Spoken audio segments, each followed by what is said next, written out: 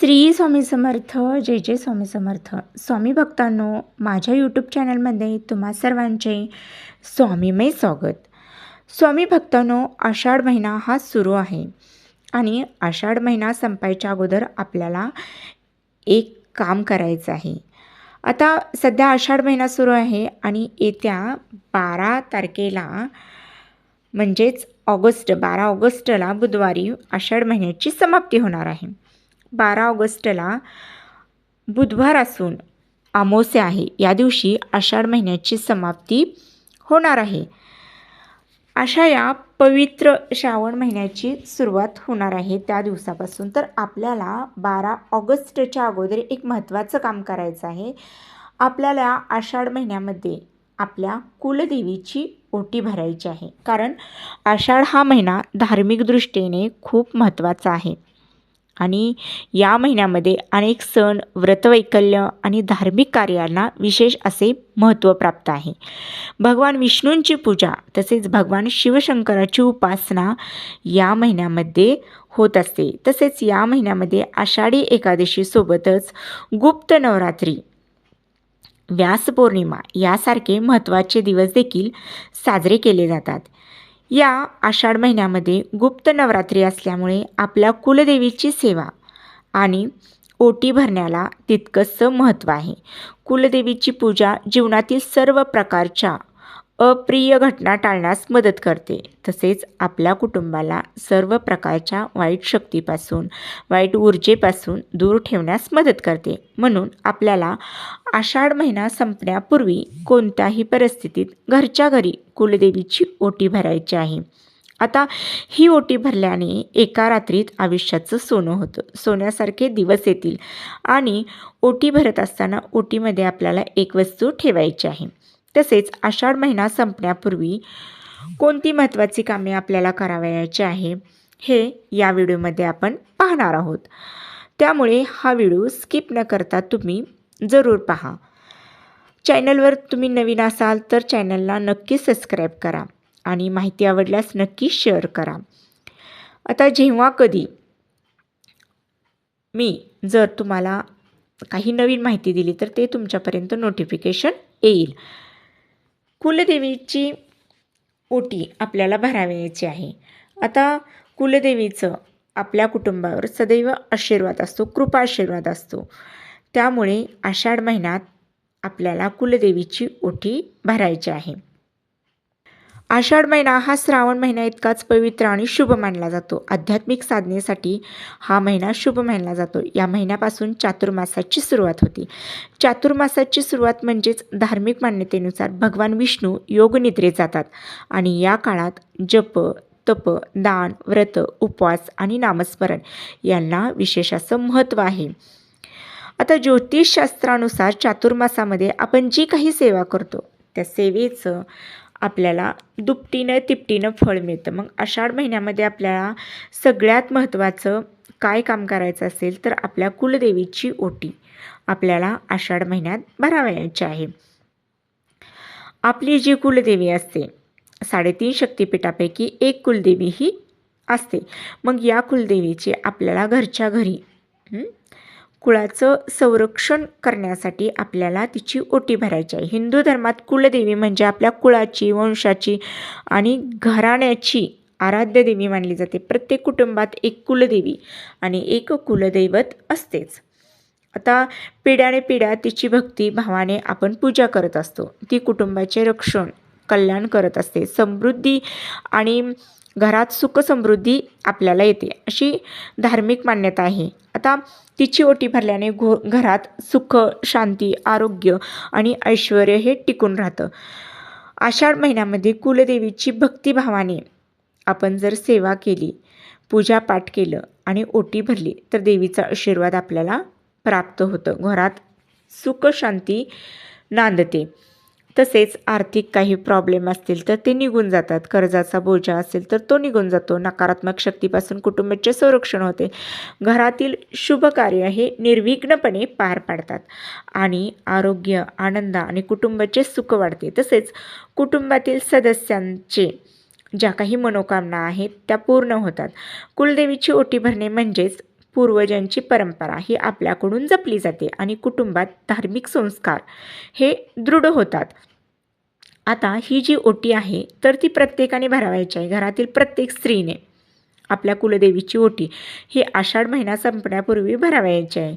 आता ही ओटी तुम्हाला तुमच्या घरामध्ये भरावायची आहे. तुमच्या घरामध्ये कुलदेवीचा टाक असेल, फोटो असेल किंवा मूर्ती असेल तर तिच्यासमोर ही ओटी आपल्याला भरावायची आहे. आषाढ हा महिना अत्यंत पवित्र असल्यामुळे या महिन्यामध्ये आपल्याला भगवान विष्णूसह आपल्या कुलदेवीची उपासना करावयाची आहे. तसेच या आषाढ महिन्यामध्ये सवाष्णी भोजनसुद्धा केले जाते, म्हणजे सवाष्णी भोजन दिले जाते. कुलदेवीच्या नावाने ते केले जाते. कुलदेवीचा आशीर्वाद त्यामुळे आपल्याला प्राप्त होतो आणि सदैव आपल्या कुटुंबावरती राहतो. आता सुवासिनी भोजन या महिन्यामध्ये केले जाते. तुम्ही अजून जर केलं नसेल सुवासिनी भोजन तर तुम्ही अवश्य करू शकता. मंगळवारी किंवा शुक्रवारी आपल्या कुलदेवीच्या नावाने सवाष्णी भोजन आपण घालू शकता. 5, 11 तुमच्या ऐपतीनुसार. तसेच आषाढ महिन्यातील मंगळवारचे व्रत देखील घरातील सुवासिनी स्त्रिया करू शकतात. घरातील स्त्री ही लक्ष्मी असते, लक्ष्मीचं स्वरूप असते. त्यामुळे आषाढ महिन्यामध्ये जेवढे मंगळवार येतात तर त्या मंगळवारी घरातील स्त्रिया व्रत करत असतील तेव्हा घरातील सुखसमृद्धीसाठी ते खूप उपयोगी पडतं. तसेच तिच्या मुलाबाळांचे कल्याण होते, अखंड सौभाग्य प्राप्त होते. त्याचबरोबर आषाढ महिन्यामध्ये आपल्या कुलदेवीसाठी कुळाचार, कुळधर्म जो असतो तो आपल्याला करावयाचा आहे. आता आषाढ महिन्यामध्ये आपल्याला कुलदेवीची ओटी भरायची आहे. तुम्ही एखादं घर बघितलं असेल की ज्या घरामध्ये लोकांना त्यांची कुलदेवी कोणती आहे हे देखील माहीत नसते. मग त्यामुळे त्या घरामध्ये अनेक समस्या, अनेक संकटं असतात. जर आपण स्वामींच्या मंदिरात किंवा केंद्रामध्ये जात असेल तर आपल्याला कुलदेवीची सेवा ही करावयाला ते सांगतात. कुलदेवीची सेवा ही झालीच पाहिजे. वर्षातून एकदा तरी कुलदेवीच्या मूळस्थानी जाऊन आपल्याला कुलदेवीची ओटी भरावयाची असते. आपल्याला स्वामींच्या केंद्रामध्ये असे सांगितलं जातं, परंतु आपल्याला ते शक्य नसेल तर घरच्या घरी आपण कुलदेवीची ओटी भरू शकतो. आता आपल्याला या आषाढ महिन्यामध्ये कुलदेवीची ओटी कोणत्या दिवशी भरावयाची आहे हे पाहायचं आहे. तर आषाढ महिन्यामध्ये आपल्याला तुम्ही कोणत्याही मंगळवारी, शुक्रवारी ही ओटी भरू शकता, कारण दोन्ही दिवस हे चांगलेच आहेत, आपल्या कुलदेवीला समर्पित आहेत. म्हणून तुम्ही महिन्यातील कोणत्याही मंगळवारी किंवा शुक्रवारी ओटी भरू शकता. आता या महिन्यामध्ये एकूण 4 मंगळवार येतात. जर पहिला मंगळवार आहे आणि 4 शुक्रवार येतात, म्हणून तुम्ही कोणत्याही दिवशी ओटी भरू शकता. जर तुम्हाला आषाढ महिन्यातील मंगळवारी किंवा शुक्रवारी जर ओटी भरणं शक्य झालं नाही, काही अडचणी असल्या तर तुम्ही कोणत्याही वारी, कारण आषाढ महिना ही हा दिवस हा अत्यंत म्हणजे आषाढ महिना हा पवित्र मानला जातो. त्यामुळे तुम्ही कोणत्याही दिवशी किंवा 12 ऑगस्टच्या अगोदर कोणत्याही दिवशी तुम्ही कुलदेवीची ओटी भरू शकता. आषाढ महिना हा अत्यंत शुभ असतो. त्यामुळे असं नाही की ह्या वारी मंगळवारी किंवा शुक्रवारीच भरायला पाहिजे. तुम्ही कोणत्याही वारी कुलदेवीची ओटी भरायची आहे. आता कुलदेवीचा मान सन्मान करायचा आहे, त्यामुळे घरामध्ये कुलदेवीचा टाक असेल किंवा फोटो असेल तर फोटोसमोर तुम्हाला ती ओटी भरू तुम्ही शकता. किंवा जर तुम्हाला शक्य असेल तर तुमच्या कुलदेवीच्या मूळस्थानी तुम्ही जाऊ शकता आणि त्या ठिकाणी तुम्ही ओटी भरू शकता. ही जी ओटी आहे ती घरातील जी सुवासिनी स्त्री असते त्या स्त्रीने ही ओटी आपल्याला भरायची आहे. सुवासिनी स्त्रीला काही अडचणी असेल तर घरातील इतर व्यक्ती किंवा कुमारिका असेल तर तीसुद्धा ही ओटी भरू शकते. किंवा विधवा स्त्री असेल ना तर तीसुद्धा कुलदेवीची ओटी भरू शकते. म्हणजेच काय तर प्रत्येक स्त्री ही आपल्या कुलदेवीची ओटी भरू शकते. विधवा आहे मग कुलदेवीची ओटी भरू नये, किंवा विधवा होण्याच्या अगोदर ती एक सुवासिनी स्त्रीसुद्धा असते. त्यामुळे मनामध्ये कोणतीही शंका, कुशंका न आणता तिनं ते ओटी भरायची आहे किंवा ती भरू शकते. कुलदेवीची सेवा ती करू शकते. आता कुलदेवीची ओटी भरण्यासाठी तुमच्या देवघरामध्ये कुलदेवीचा टाक असेल तो स्वच्छ पुसून काढायचा आहे. टाकावरती अभिषेक करायचा आहे आणि नंतर तिला त्या टाकाला पाटावरती तुम्हाला ठेवायचं आहे. ते हळदी कुंकू व्हायचं आहे, फूल अर्पण करायचं आहे, तसेच धूपदीप अक्षदा अर्पण करायचे आहे. कुलदेवीसमोर एक दिवा लावा तुम्हाला प्रज्वलित करायचा आहे. धूपदीप अगरबत्ती लावायची आहे. लाल फूल असेल तर लाल फूल अर्पण करा. एखादा गजरा मिळाला तर गजरा अर्पण करा. ओटी भरायला सुरुवात करायची आहे, परंतु सर्वप्रथम आपल्याला कुलदेवीची ओटी ही नारळाने भरायची आहे. नारळ घेताना ज्यामध्ये पाणी असेल असाच नारळ तुम्हाला घ्यायचा आहे. आणि खण म्हणजेच आपल्या खणाची साडी घ्यायची आहे. जर तुमच्याकडे खणाची साडी जर नसेल तर तुम्ही खणाचा एखादा ब्लाऊज पीस घेतला तरी देखील चालू शकतो. त्याचबरोबर आपल्याला काय करायचं आहे की ओटी भरण्यासाठी तुम्ही नऊवारी साडीसुद्धा घेऊ शकता. कुलदेवीची ओटी भरण्यासाठी नऊवारी साडी घेतली जाते. जर तुम्हाला ती शक्य नसेल तर मग तुम्ही सहावारी साडी देखील घेऊ शकता. आणि सहावारीसुद्धा घेणे शक्य नसेल तर अगदी ब्लाऊज पीस हिरवा किंवा लाल घेतला तरी चालू शकतो. फक्त कुलदेवीची ओटी भरण्यासाठी जे वस्त्र आपण वापरणार आहे तर ते सुती असायला हवेत.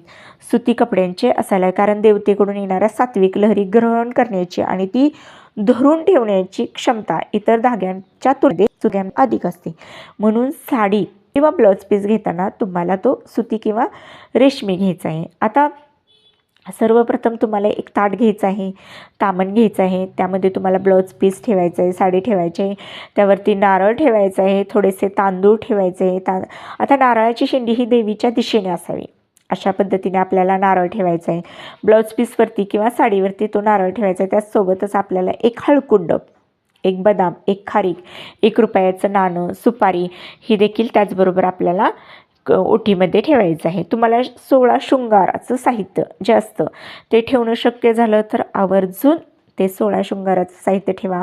जर मंगळसूत्र असेल, हिरव्या बांगड्या असतील, कंगवा असेल, नेल पॉलिश असेल, सिंदूरचे डबे असेल, हे सौभाग्याच्या ज्या काही वस्तू आहेत त्या देखील तुम्ही ठेवू शकता त्या ओटीमध्ये.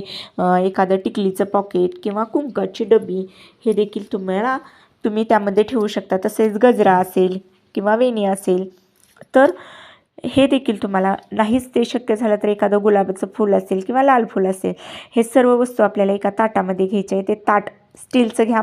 प्लॅस्टिकचं भांडं जे आहे ते अजिबात वापरायचं नाही. आपल्याला ते स्टीलच्या ताटामध्ये घ्यायचं आहे. आणि जेव्हा तुम्ही ओटी भरणार आहे तेव्हा तुम्ही स्वतःला छान असं तयार व्हायचं आहे. साडी घालायची आहे, तुम्ही ड्रेस घातला तरी चालेल, फक्त रंगाचे कपडे नका.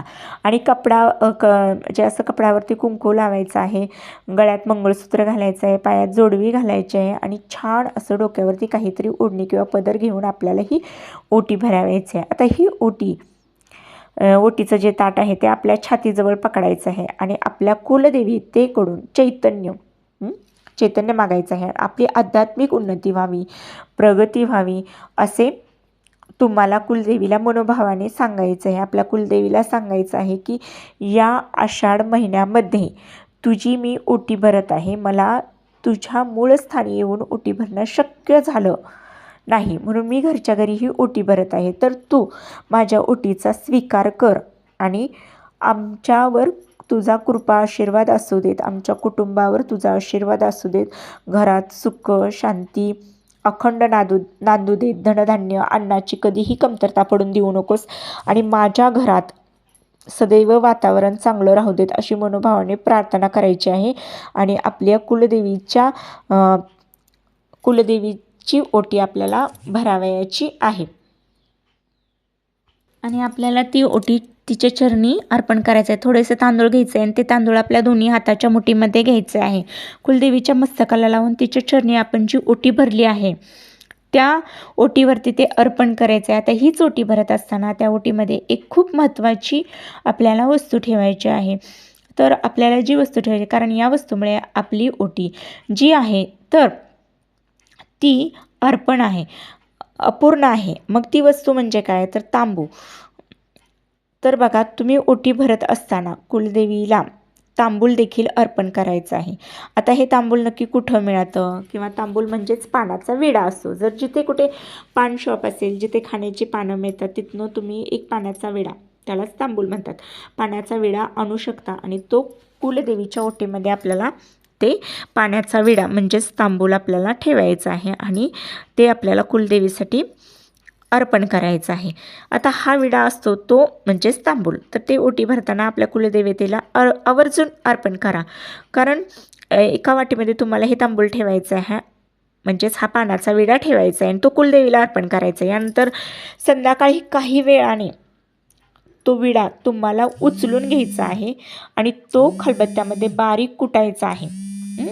आणि तो घरातील प्रत्येक व्यक्तीने थोडा थोडा प्रसाद म्हणून खायचा आहे.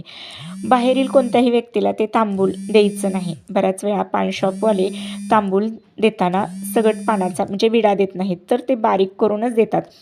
तर पुन्हा बारीक करण्याची गरज नसते. म्हणजे घरातील सर्वांनी थोडा थोडा प्रसाद म्हणून ते तांबूल खायचं आहे. अख्खा विडा असेल ना तरी पण काही घरातील सर्व व्यक्तींनी तो तांबूलचा म्हणजेच पानाच्या विड्याचा प्रसाद खायचा आहे.